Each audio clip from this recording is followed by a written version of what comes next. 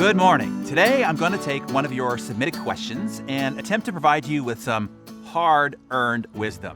This one comes from Glenn Williams, who asked, what are your best strategies for word-of-mouth marketing and how have they served you building up your various companies? Okay, it's a good question, Glenn, because whether you know it or not, statistically, 65% of all new business comes from referrals and word of mouth. But it is the most neglected and under-attended area of most businesses. Tons of time, money, and meetings are spent on lead generation, traffic conversion, Facebook and Google advertising, search engine optimization, direct mail, and other forms of advertising. Yet it is proven that consumers rely on word of mouth up to 10 times more than paid media, and it delivers 3 times the result.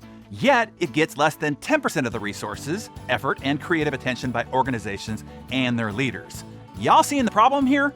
And heads up, word of mouth is particularly critical in these days where people have learned to tune out most marketing and advertising. Yell and sell no longer works. Learning how to set up internal referral systems throughout your business processes that predictably and automatically garner enthusiastic, repeated, and consistent referrals, that is a game changer for your business. Set up right, and you can beat almost anybody in any market. It is such a defining factor that in my 2.5-day business masterclass training called the High Performance Forum, we spend the majority of day 2 on this topic alone. I outline a 10-point plan on how to set up automated referral systems in any business, leveraging the best practices of human influence and modern-day tools and systems. And yes, word of mouth has definitely been the key growth to the development of the businesses that I have built personally. Of course, we don't have time and a whole day here to take you through it, but I will give you 2 of the most significant foundational aspects of igniting referrals and word of mouth. I'll give you an example.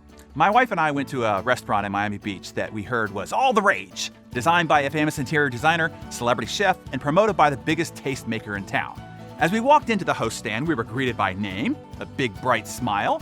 We didn't even have to break our stride as they already had the menus assembled, and we were whisked to the special table that they had reserved just for us.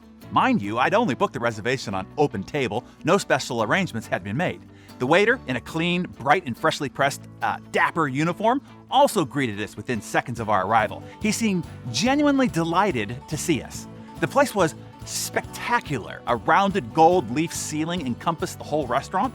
The booths looked like furniture pieces made by Hermes. The bar was spectacular with backlit onyx. And in the middle of the restaurant, perched on a golden pedestal, was a full-sized golden unicorn. No joke. We found out later that the owner paid $2 million to have it made. The lighting, the music, all of it was just right. And the food, oh man, the food was as hype-worthy as we had heard about. It was one of the best dining experiences I can remember. And we've had a bunch. We were so enthused that when some really good friends of ours came to town about 5 or 6 months later, we wanted them to experience what we had. So we took them there and we were excited. But this time, when we walked up to the hostess stand, 2 members of the staff, what looked like the manager and the hostess, were talking with each other. I probably stood in front of them, just standing there, for a full 5 seconds, before the woman turned to me with a slightly annoyed look on her face and asked, "Can I help you?" After fumbling around trying to find my reservation, she packed up the menus as if this were some big inconvenience. The man next to her never even looked up or acknowledged our presence. Once at the table, it took a long while for the waiter to present himself. And when he did, he looked like he had just woken up and put on yesterday's 12-hour shift outfit. And I could see salad dressing still on his pants from last night. No welcome greeting, no backstory on the restaurant, the celebrity chef and his unique cuisine, or details about why there was a $2 million unicorn in the middle of the restaurant. All the things that we found delightful and engaging our first visit. It took forever to get our first drink order, which I hate, and it's awkward when you're sitting there with your friends. The food came out slow, some of our dishes cold, and all of them unremarkable at best. We kept having to somewhat apologize to our friends by trying to explain to them what the experience was like before. We never went back, and neither did most people because they were out of business in less than 6 months. Now, for the key lessons here. Why did they fail? I mean, come on. They had a gold leaf ceiling, a unicorn, a celebrity chef, and even doubled down on their expensive marketing and advertising, but they still went out of business. Why? Here's why. They failed to deliver on baseline expectations. When you go to a restaurant, what are your baseline expectations? No matter what restaurant you go to and how expensive it is. It is warm and welcoming reception, expeditious seating, prompt attendance by the waiter, your drinks fast, your food hot, bathrooms clean, the basics, the fundamentals. But more often than not, businesses are chasing the shiny ceiling and the unicorn and forget to deliver on baseline expectations. And that is what kills them, their word of mouth and ultimately their business.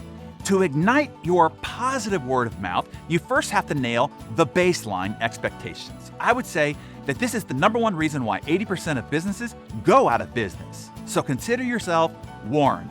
Then, once you nail and systemize and give constant attention and focus on delivering the baseline expectations, now you have to over-deliver. To have others remark about you, you have to be remarkable. And that is where we spend the rest of the day in our High Performance Forum, drilling into the methods and systems for doing just that, because the ROI is tremendous. Just keep this last line in your head. It's something Seth Godin said. Marketing is actually what other people are saying about you. And there are always ways that you can influence that. But as a baseline, you gotta deliver first. You've got to do the business master's class. It is incredible. Completely amazing, mind-blowing. I've learned so many things that I can take back to my team. All I can say is, oh my gosh, what an experience. All I can say is I'm so glad that I did make the investment. Everyone always says that these events are life-changing, but wow. This has been an amazing transformation of my heart and mind. The business masterclass exceeded my expectations. It really was a wow. I'm just simply blown away.